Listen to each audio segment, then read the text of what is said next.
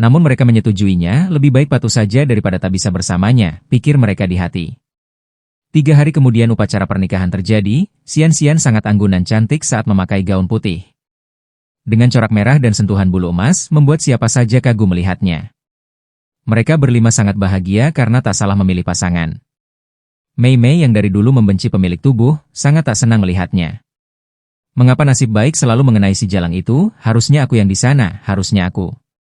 Kenapa dia kembali cantik setelah aku racuni, tunggu saja pembalasanku Xian. Aku akan membuat hidupmu sengsara, tawanya getir di dalam hati. 1 bulan telah berlalu, tak terasa masa kelahiran kian mendekat, Longzi sangat khawatir pada istrinya itu. Ia tak sanggup melihat istrinya menderita, ia berkata cukup sekali ini saja kau melahirkan. Setelah ini kau tak usah hamil anakku lagi, aku tak mau membuatmu sakit sayang, ucapnya dengan gemetar sedih. Xian tersenyum dan mengatakan bahwa dirinya baik-baik saja, dan jangan khawatir. Ia menenangkan Longzi bahwa nanti saat persalinannya akan berjalan lancar. Keempat pasangan lain juga khawatir padanya namun tak bisa mengatakan apa-apa, tak lama. Perut Xian merasa mulas dan sakit, ia segera menyuruh salah satu dari mereka untuk memanggil pendeta suku. Karena ia merasa akan melahirkan, Li Jing yang mendengar itu langsung melesat cepat, dan kembali secara cepat. Pendeta suku dan 3 betina lainnya membantunya melahirkan, hanya Longzi yang diperbolehkan. Menemani Xian dan yang lainnya harus keluar, mereka berempat tak mau keluar, namun demi keselamatan pasangannya. Mereka pun mau keluar, Raja Rui dan tetua suku Bai langsung ke rumah Xian setelah mendengar kabar itu. Setengah jam berlalu, akhirnya Xian berhasil melahirkan 2 telur besar. Satu berwarna hitam dengan sentuhan corak warna emas. Satunya berwarna biru dengan sentuhan corak warna hitam emas. Xian pingsan karena kelelahan, Longzi menangis setelah melihat kedua telur anaknya berhasil keluar. Ia juga tak sanggup melihat penderitaan Xian saat melahirkan, ia berjanji setelah ini. Ia takkan memaksanya hamil anaknya lagi, sudah cukup 2 saja, tekadnya kuat di dalam hati. Siang harinya Xian terbangun, ia menemukan para suami dan keluarganya berada di kamarnya. Ia bertanya tentang keadaan anaknya, Ling selamat tuan telah berhasil melahirkan anak dengan selamat. Misi baru terbuka beripil pembangkit bakat lalu eramkan telur hingga menetas, akan mendapatkan 1000 poin dan 2 set baju anak, misi gagal akan koma selama 100 tahun sebagai hukumannya.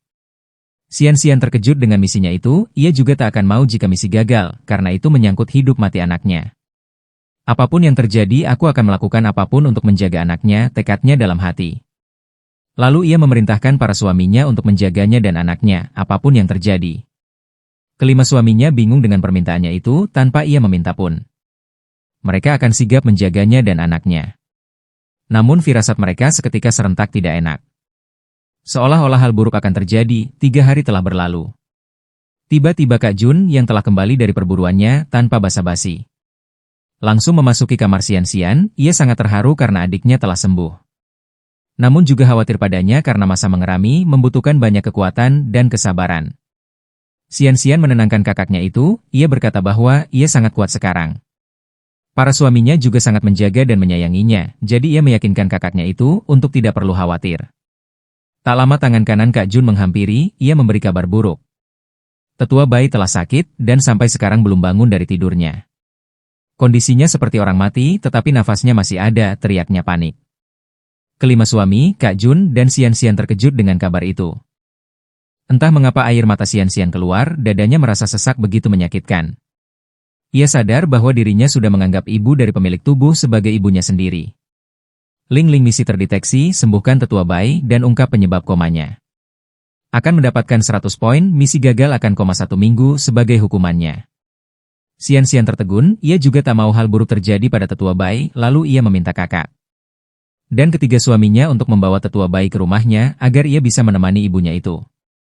Li Jun menyetujui saran itu dan langsung berlari ke rumahnya. Untuk membawa tetua Bai ke rumah Xian. Longzi menenangkan Xian, ia yakin bahwa tetua Bai akan baik-baik saja.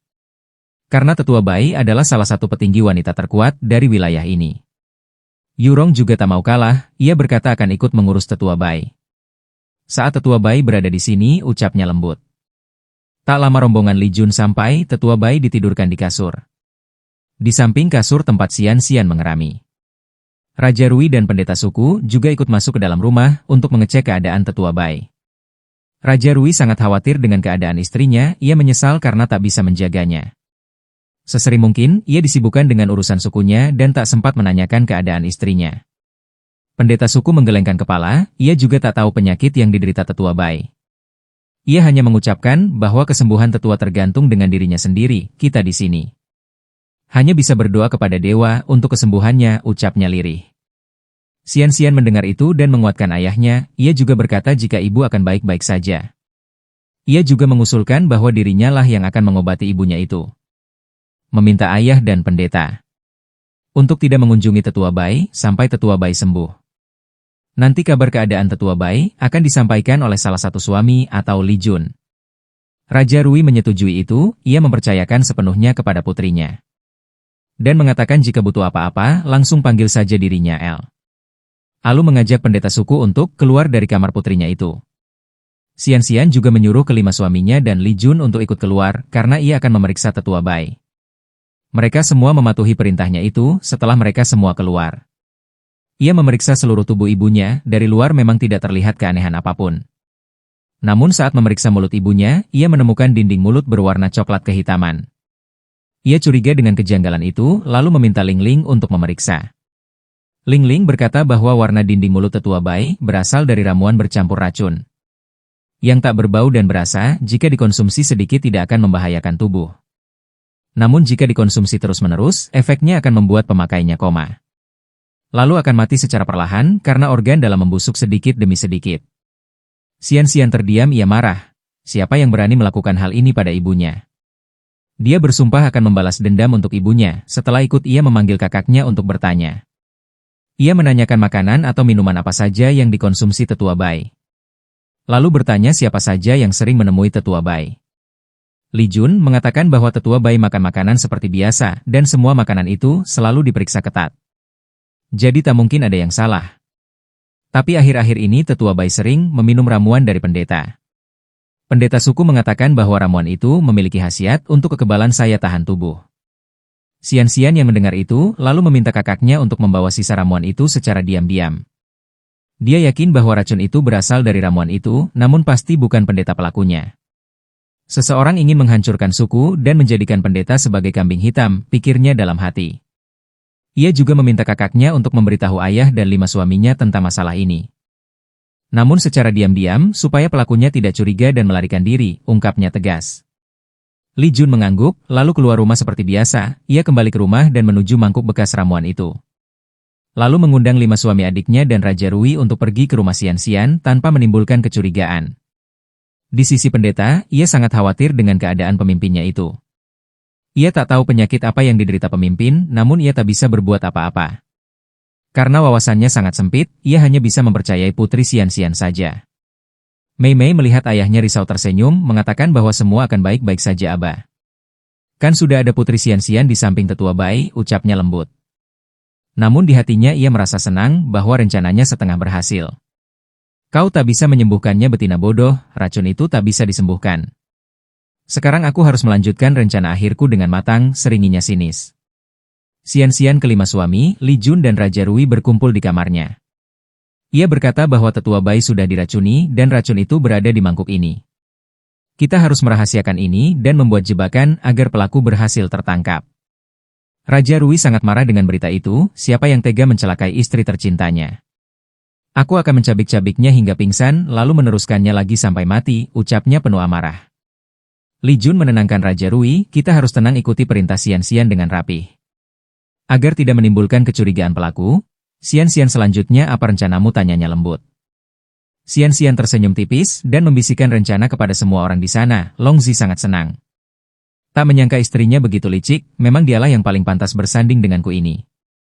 Aku tak sabar mengetahui siapa yang telah melakukan itu pada mertuaku ini, tak akan kuampuni, katanya dalam benak. Li Jing tak menyangka bahwa Sian begitu pintar, membuatnya semakin mencintainya. Hal apapun itu jika itu kemauannya, pasti aku akan menurutinya. Walau itu sebuah jebakan sekalipun, ucapnya dalam hati. Kabar bahwa Tetua Bai telah sakit parah tersebar, seluruh warga sangat khawatir dengan Tetua Bai itu. Mereka tak menyangka bahwa pemimpin yang selalu sehat itu bisa jatuh sakit. Apa ini berarti akan ada pergantian tetua baru, seru mereka dalam hati. 2 hari telah berlalu, di malam hari pendeta yang cemas membuat ramuan herbal untuk Tetua Bai. Setelah membuatnya ia pergi meninggalkan ramuan itu sejenak. Tak lama Mei Mei datang, ia membawa botol kecil berisi cairan bening. Dan menuangkannya ke dalam ramuan itu sambil tersenyum puas. Sedetik kemudian Xian muncul, cairan apa itu? Kau tertangkap basah sekarang Mei Mei. Kau tak bisa kemana-mana, berani sekali kau meracuni ibuku. Apa salahnya padamu, hingga kau begitu tega padanya, teriknya marah. Mei Mei tersentak kaget dengan kunjungan mendadak Xian sambil tertawa ia berkata. Itu semua salah MU, kenapa kau yang sudah jelek sembuh, aku kan sudah susah payah meracunimu. Kenapa kau selalu disayangi dan dibela semua orang, kau juga memiliki suami terhebat.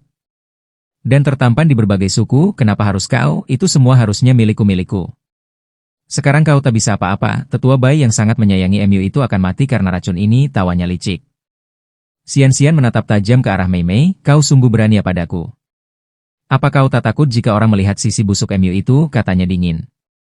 Mei Mei terdiam lalu tertawa, apa kau bilang aku takut pada MU? Aku dari dulu sungguh ingin menghancurkan MU, kita lihat saja siapa yang akan dipercayai. Oleh semua warga bodoh itu, pasti aku yang akan dibela. Karena sikapmu yang jahat itu, tak akan ada yang mempercayaimu, seringainya sinis. Pendeta suku muncul dibarengi oleh warga dan keluarga Xian. Oh jadi semua perbuatanmu, kau tak pernah kekurangan apapun, tapi mengapa?